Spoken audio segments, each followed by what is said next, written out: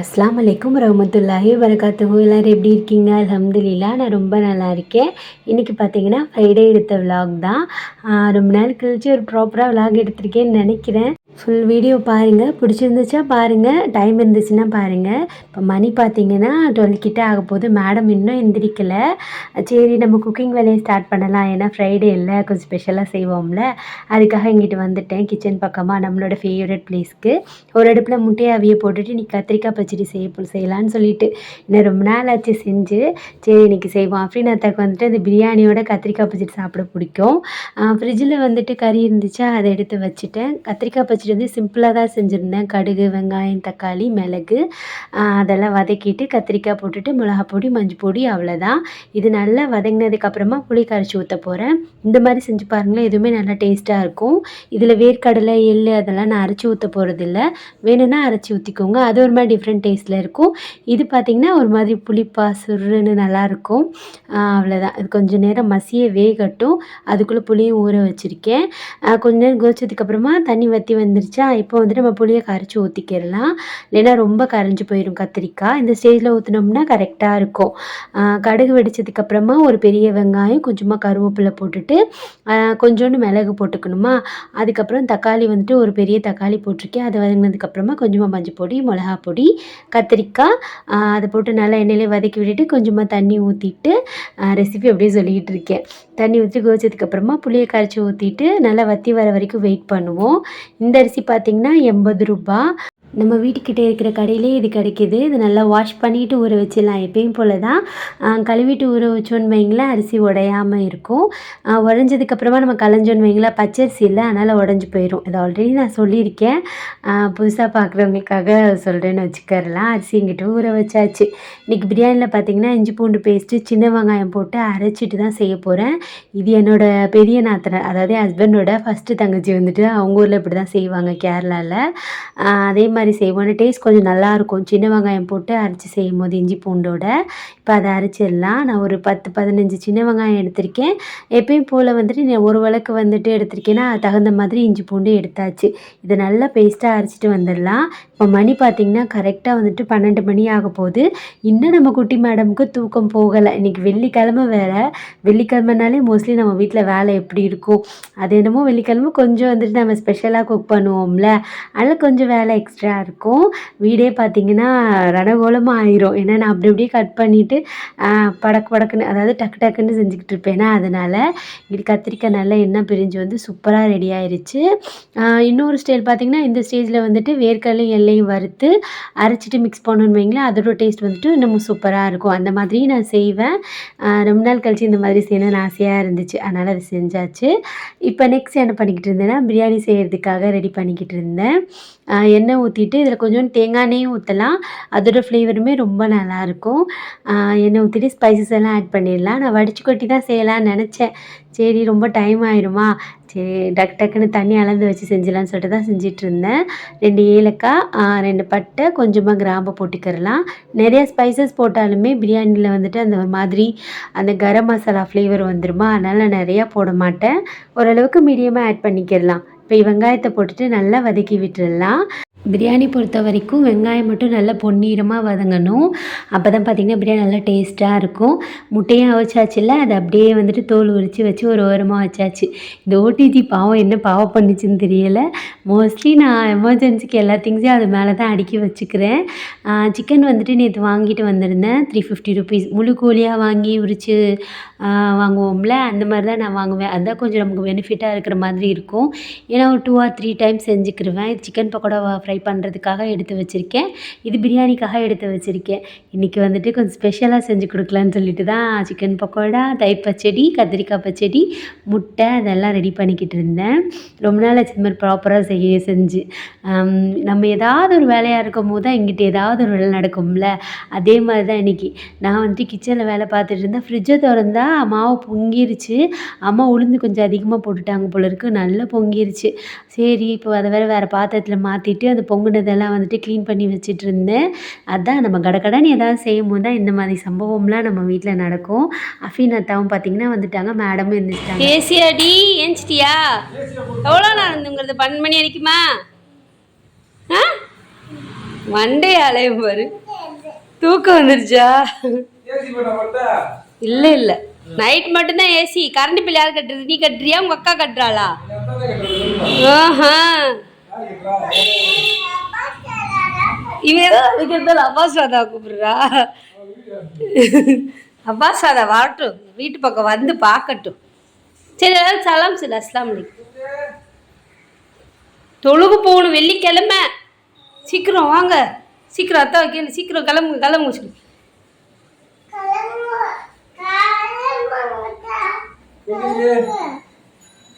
வெங்காயமும் நல்லா golden brown ஆனதுக்கப்புறமா நான் இஞ்சி பூண்டு சின்ன வெங்காயம் அரைச்சி வச்சுருந்தேன்ல, அதை போட்டு நல்லா பச்சை ஸ்மெல் போகிற வரைக்கும் நம்ம வதக்கி விட்டுக்கிறலாம். அப்புறம் என்ன, எப்பயும் போல் மஞ்சள் பொடி, மிளகா பொடி. மஞ்சள் பொடிலாம் பிரியாணியில் போடக்கூடாது. மிளகா பொடி, தயிர், சிக்கனு, தக்காளி வந்துட்டு ரொம்ப அதிகமாக வேக விட மாட்டேன். இந்த கறி போடுவோம்ல அப்போயே போட்டுக்கிருவேன். ஏன்னா வந்துட்டு கொஞ்சம் ரொம்ப வெந்துருச்சுன்னா தக்காளி சாப்பாடு மாதிரி ஆயிரும். அதே மாதிரி தக்காளி கொஞ்சம் அதிகமாகிட்டாலுமே தக்காளி சோறு மாதிரி ஆயிரும். இன்றைக்கும் பார்த்து புதினா வேறு இல்லை. அஃபீனத்தா வந்ததுட்டு அப்படியே அவங்கள என்ன சொல்கிறது, நைஸாக கொஞ்சம் புதினா வாங்கிட்டு வாங்கப்பா, டீ போட்டு தரேன் அப்படின்னு சொன்னேன். அவங்களுக்கும் டீனா கொஞ்சம் இஷ்டமாக, நம்ம ஏதாவது ஒன்று வேலையாகணுன்னா அவங்களுக்கு பிடிச்சது ஏதாவது ஒன்று செய்யணும்ல. சொல்லியிருக்கேன். கடைக்கு போயிருக்காங்க. வரதுக்குள்ளே வந்துட்டு சிக்கன் பரட்டி வச்சிடலான்னு சொல்லிட்டு ரெடி பண்ணிக்கிட்டு இருந்தேன். எமர்ஜென்சிக்கு பார்த்திங்கன்னா இந்த மசாலா தான் நான் யூஸ் பண்ணுவேன். மோஸ்ட்லி வந்துட்டு நம்ம வீட்லேயே ப்ரிப்பேர் பண்ணுறது தான் சிக்கன் 65 அது எல்லாத்துக்குமே. இந்த மாதிரி கொஞ்சம் வேலையாக இருந்துச்சுன்னா இந்த மசாலா யூஸ் பண்ணிக்கிடுவேன். அதோட கொஞ்சோண்டு மைதா மாவும் நம்ம வீட்டில் அரைச்சி வச்சுருப்போம்ல, அந்த கரம் மசாலாவும் போட்டு நல்லா மிக்ஸ் பண்ணி வச்சாச்சு. எது போட்டாலும் நம்ம தயிர் போட்டோம்னா, தயிர் லெமன் ஏதாவது ஒன்று சேர்த்துக்கிட்டோம்னா கறி வந்துட்டு கொஞ்சம் சாஃப்டாக இருக்கும். அப்புறம் ரொம்பவும் வேக வச்சிடக்கூடாது. கறியை பொரிக்கும் போது ஓரளவுக்கு வேக வச்சா தான் நல்லா சாஃப்டாக இருக்கும். பாலும் வாங்கிட்டு வந்துட்டாங்க, புதினாவும் வாங்கிட்டு வந்துட்டாங்க. புதினா அப்படியே பிரியாணியில் ஆட் பண்ணிவிட்டு இந்த அடுப்பில் பார்த்திங்கன்னா அஃபீனாத்தாக்கு டீ போட்டுட்டு இருந்தேன். அவங்க மட்டும்தானே, எல்லா பாத்திரமும் பார்த்திங்கன்னா கழுவுறதுக்கு கிடக்கு. சரி நம்ம இது கிண்ணத்தில் போடுன்னு சொல்லிட்டு போட்டுட்டு இருந்தேன். எங்கள் அம்மாவுக்கு அந்த கிண்ணத்தில் டீ சூடு பண்ணுறது, கிண்ணத்தில் டீ போடுறதெல்லாம் பிடிக்கவே பிடிக்காது. இதை பார்த்தாலும் கேட்பாங்க, ஒரு கிண்ணத்தை விட மாட்டேங்கிடி நீயும் மச்சியும் அப்படின்னு சொல்லிக்கிட்டு இருப்பாங்க. சரி திட்டட்டும், நம்ம அம்மா தானே அப்படின்னு சொல்லிட்டு நானும் விட்டுறது. அப்போல்லாம் கோவம் வந்துச்சு சின்ன பிள்ளையில திட்டும் போது. இப்போல்லாம் பழகி போச்சு. என்ன சொல்கிறது, நம்மளோட மைண்டும் அதுக்கு வந்துட்டு பழகிடுச்சு போல இருக்குது. இப்போ தண்ணி நல்லா கொதிச்சதுக்கப்புறமா அரிசியை போட்டுற வேண்டியது தான். தண்ணி வற்றி வந்தோடனே தம்மில் போட்டோம்னா சூப்பராக ரெடி ஆயிரும். செம்ம டேஸ்டியாக வந்துருந்துச்சு. எனக்கு என்னமோ அந்த சின்ன வெங்காயம் அரைச்சி போடுறதுனால தான் டேஸ்ட் வருதோன்னு ஒரு கன்ஃபியூஸ்டே ஆயிடுச்சு. இப்போ வந்துட்டு அந்த ட்ரைபாட் இருந்துச்சுல, நம்ம வாங்கியிருந்தோம்ல, அதை செட் பண்ண சொல்லிட்டு இருந்தேன் அப்படின்னு தாவை. என்னடா பண்ணுறாங்க அத்தா?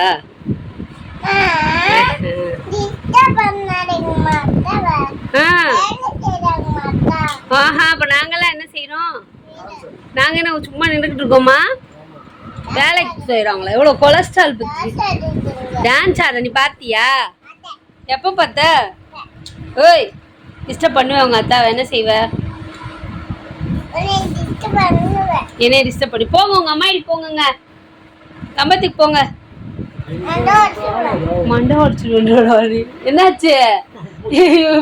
அதுலயும் ஏதாவது டேமேஜ் சொல்லி உயிரே போயிரு. கஷ்டப்பட்டு வாங்கியிருக்கேன்.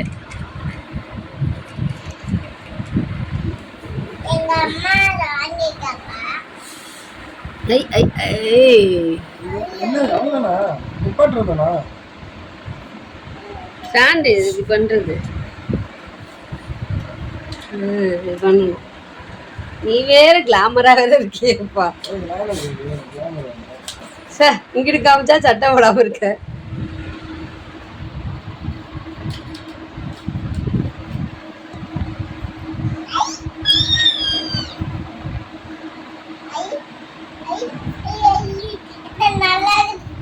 நல்லா இருக்காடி?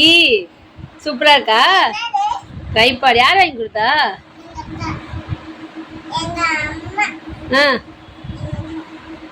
அவ்வளோவா வைக்கணும் வீரா? ஓஹோ, அட்ஜஸ்ட்மெண்ட் இருக்கா? நல்லா இருக்கா குவாலிட்டி? 900 ரூபா பரவாயில்ல. ஒரு தக்கா வீடியோவில் போட்டிருந்தாங்க, அதை பார்த்து வாங்கினேன். ட்ரைபாட் கூட சொல்ல மாட்டேங்கிறாங்கப்பா யாரும். இங்கேயும் டைட் பண்ணலாமோ? சரி டைட் பண்ண. அதை எடுத்துகிட்டு வந்து கிச்சனில் வச்சு எனக்கு ஹைட்டுக்கு வந்துட்டு கரெக்டாக இருக்கான்னு சொல்லி அஃப்ரீன் பார்த்துட்டு இருந்தாங்க. ரொம்ப சூப்பராக இருந்துச்சு. இது வந்துட்டு ஒரு 900 ருபீஸ் வந்துச்சு. ஆனால் ஒர்த்து தான். இதில் 3 ஹைட் இருக்குது. நல்ல ஹைட்டாகவே நம்ம ஏற்றி விடலாம்.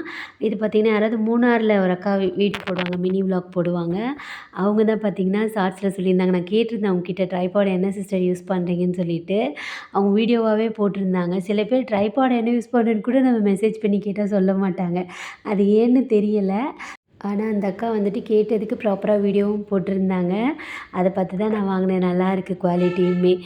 பெட் கவர் பார்த்திங்கன்னா இன்றைக்கி புது பெட் கவர் விரிக்க போகிறேன். இது வந்துட்டு அஃப்ரீன் வேலை ஃபஸ்ட்டு கடை வச்சுருந்தாங்கல்ல, அப்போ சரக்கு எடுக்கும் போது கொடுத்துருந்தாங்க ஃப்ரீயாக. வா குளிப்போம்.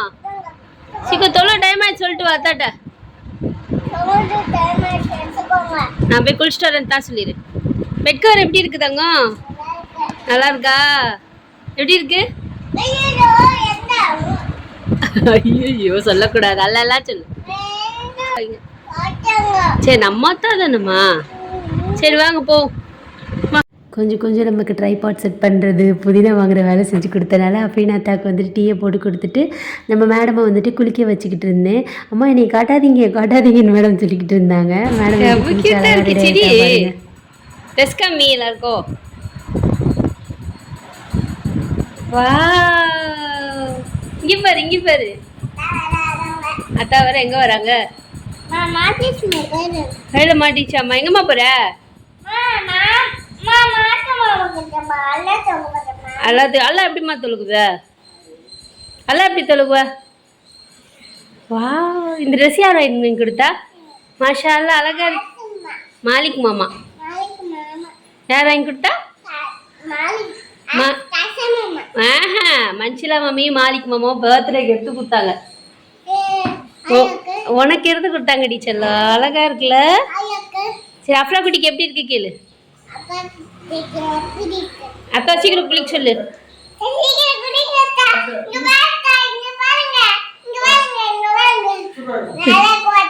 எப்படி இருக்கு கேளு. பியூட்டிஃபுல்லா இருக்கா கேளு. இந்த கடைக்கு ஃபோன் போடுறேன். தான் சொல்லு. டைம் ஆகுது. ஆமா டைம் ஆச்சு சொல்லு. அல்லா சொல்லு. ஆமா மாஷால்லா அழகா இருக்கு தங்கம் ட்ரெஸ்ஸு. அஃபீனாக்காக்கு இதே மாதிரி வாங்குவோம். மாலிக் மாமா அஃபீனாக்காக்கு இதே மாதிரி வாங்குவோமா? விற்கக்கூடாது, ஸ்டார்ட் பண்ணக்கூடாது, வேலையை காமிக்காது. மொட்டை பாஸ். மாஷால்லா நல்லா இருக்கான்னு கேளு எல்லாருக்கிட்டையும். அஃப்ரா குட்டி ட்ரெஸ் நல்லா இருக்கா கேளு.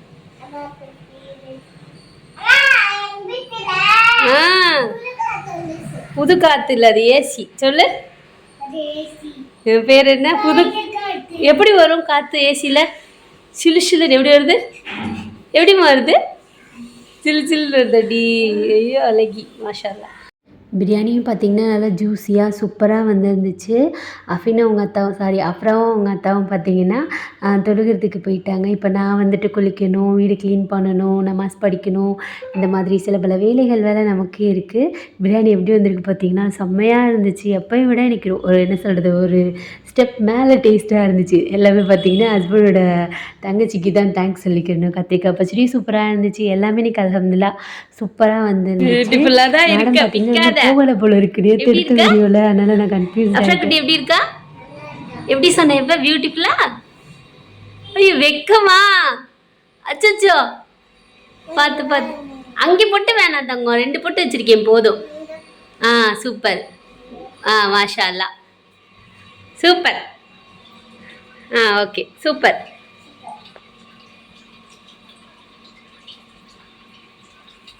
ஒரு வழியாக அவங்க 2 பேரையும் அமுச்சு வச்சுட்டு எங்கிட்ட ரூமுக்கு வந்து பார்த்தா எப்படி இருக்குது பாருங்கள் நம்ம வீடு எப்போயுமே அடுக்கி வச்சு இருக்கோம்னா அப்படிலாம் கிடையாது. அடுக்கி வச்சு இருக்க நம்ம வீடு என்ன லைப்ரரியாக கிடையாது, வீடு.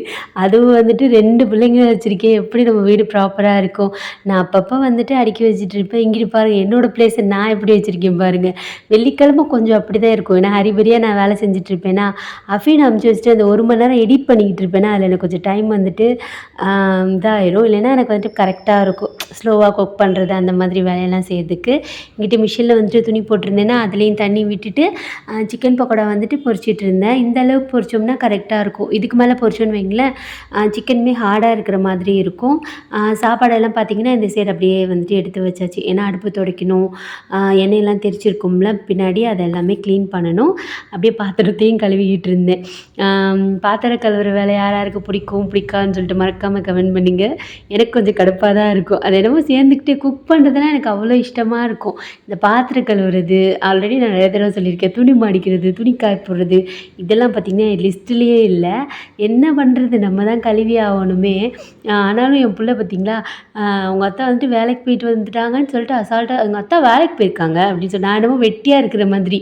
நான் வீட்டில் எம்புட்டு வேலை பார்க்குறேன் அதெல்லாம் தெரிய மாட்டேங்குதுங்க. இந்த பொம்பளை பிள்ளைங்களே நம்ம எவ்வளோ கஷ்டப்பட்டு அவங்களுக்கு எல்லாம் செஞ்சாலுமே கடைசியில் அவங்க அத்தாவுக்கு தான் சப்போர்ட் பண்ணிட்டு போயிடுறாங்க. அது ஏன்னு தெரியலை. சரி, நம்ம எப்படி விடிய விடிய பாத்திரம் கழுவுறோம், வீடு க்ளீன் பண்ணுறோம், அவளுக்கு ஆய்ப்போனா கழுவி விட்றோம், அவளுக்கு ஊட்டி விட்றோம். அதெல்லாம் அவளுக்கு தெரிய மாட்டேங்குது. என்னத்தை சொல்கிறது, ஒன்றும் சொல்கிறது கிடையாது. அப்படியே பாத்திரத்தையும் கழுவி முடிச்சுட்டு சிங்கையும் அப்படியே வாஷ் பண்ணியாச்சு. கையோட கையை எல்லா வேலையும் முடிச்சிட்டோம்னா கொஞ்சம் வந்துட்டு க்ளீன் ஆயிரும் நம்ம வீடு. இப்போ பாத்திரம் கழுவிட்டேன்னா நெக்ஸ்ட்டு வந்துட்டு வீடாக பெருக்குவேன், ஃபேனெல்லாம் தொடச்சி விட்டுட்டு அடுப்பெல்லாம் க்ளீன் பண்ணி முடிச்சிடுவேன். நம்ம எப்போயாவது சிங்க் கழுவுறதுக்கும் டெய்லி சிங்க் கழுவுறதுக்குமே நிறையா டிஃப்ரெண்ட் இருக்குது. நம்ம உடனே வாஷ் பண்ணிட்டோன்னு வைங்களேன் சிங்க்கும் நீட்டாக இருக்கும், நமக்கு எந்த வேலையுமே ஹெவியாக தெரியாது. லைட்டாக தான் அழுக்கு இருக்குமா, அது வந்துட்டு ஈஸியாக என்ன சொல்கிறது ஈஸியாக போயிடும். திடீர்னு நம்ம வீட்டுக்கு ஏதாவது கெஸ்ட் வந்தாங்கன்னா பாரு அந்த பிள்ளை எப்படி வச்சுருக்கு அப்படின்னு சொல்லணும்ல, அதுக்காக தான் சும்மா சொல்கிறேன். அங்கே பார்த்திங்கன்னா சிக்கன் பக்கோடாவும் ஃப்ரை பண்ணி வச்சாச்சு. வீடும் பார்த்திங்கன்னா கிச்சனையும் பார்த்திங்கன்னா ஆல்மோஸ்ட் சூப்பராக க்ளீன் பண்ணிட்டேன். ஆனால் கொஞ்சம் எனக்கு என்னமோ டயர்டாக இருந்த மாதிரி தான் இருந்துச்சு. அது ஏன்னா அப்புறமா நான் கண்டுபிடிச்சிட்டேன். அப்புறம் பெட் கவர் மாற்றுறதுக்காக ட்ரைபாட் செட் பண்ணி ஃபஸ்ட்டு எடுத்த வீடியோ பார்த்திங்கன்னா இதுதான். நல்லா இருக்குல்ல, வீடியோ ஆடாமல் கொள்ளாமல். இனிமேல் எடுக்கணும் இன்ஷா அல்லாஹ். இன்றைக்கி எனக்கு கொஞ்சம் ஹெல்த் இஷ்யூன்றனால இன்றைக்கி எந்த வீடியோ எடுக்கல. நேற்று எடுத்த வீடியோ அப்படியே வந்துட்டு அப்லோட் பண்ணிக்கிட்டு இருக்கேன். பாப்பா வந்துட்டு இன்றைக்கி ரிப்போர்ட் கார்டு வாங்க போனோமா, அந்த வீடியோ மட்டும் சும்மா லைட்டாக எடுத்து வச்சுருந்தேன். இன்றைக்கி நம்ம வீட்டில் என்ன தெரியுமா, சுடுகஞ்சியை போட்டுட்டேன். சாட்டர்டேனாலே நம்ம வீட்டில் கொஞ்சம் சிம்பிளாக தான் இருக்குமே. ஏசி பற்றி நிறைய பேர் கேட்டிருந்தாங்க. ஹையரில் தான் நான் ஏசி வாங்கியிருந்தேன் சிஸ்டர். அதோட ப்ரைஸ் 37,000. மந்த்லி பே பண்ணுற மாதிரி நான் வாங்கியிருந்தேன்.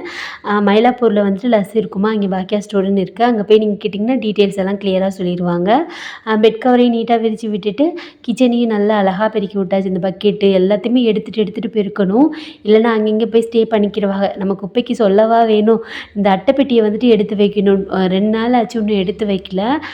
நான் வந்து கட்டில் கீழே கொஞ்சம் க்ளீன் பண்ணி வைக்கிறேன் அப்படின்னு கட்டில் கீழே தான் வைக்க சொல்லியிருக்கேன். அப்படியே வந்துட்டு இந்த டிவி துடைக்கிறது, இந்த ஜன்னலெல்லாம் டஸ்ட் இருக்கும்ல, அதெல்லாம் க்ளீன் பண்ணிவிட்டு நானும் தொழுதுட்டு சாப்பிட்டு முடிச்சிட்டோம். அஃப்ரீனத்தை வந்துட்டு தொழுது முடித்த உடனே ஒரு தூக்கத்தை போடுவாங்க அந்த பிரியாணியை சாப்பிட்டுட்டு. சரி தூங்கட்டும், பிள்ளை பாவம் வேலைக்கு போகணும்ல, அதில் தூங்கட்டும்னு விட்டாச்சு. நான் கொஞ்சம் நேரம் அப்படியே வெளியில் உட்காந்துருந்தேன். ஏன்னா நம்ம அஃப்ரா குட்டி வந்துட்டு கத்திக்கிட்டு இருப்பாளா, அவள் கூட கொஞ்சம் நேரம் டைம் ஸ்பெண்ட் பண்ணலான்னு சொல்லிட்டு நான் இங்கிட்ட உட்காந்துருந்தேன். மேடம் பாருங்கள், அவங்கள வீடியோ எடுக்கணுமா.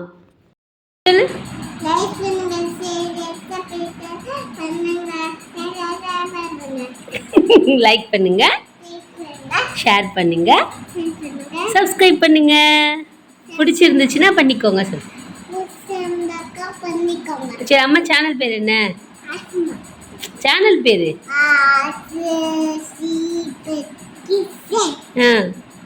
வெல்கம் டு யார் சிம்பிள் கிச்சன் சொல்லு.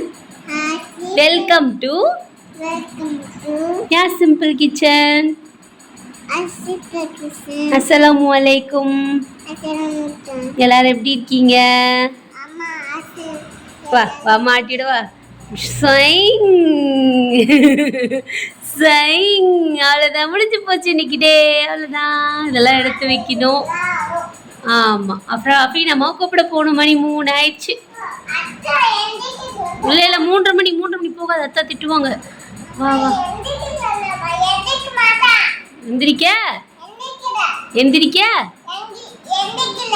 எந்திரிப்பாங்க நம்ம அத்தா. அஃப்ரீன் வெயிட் பண்ணுவான், ஒன்றும் டைம் ஆகலைல்ல.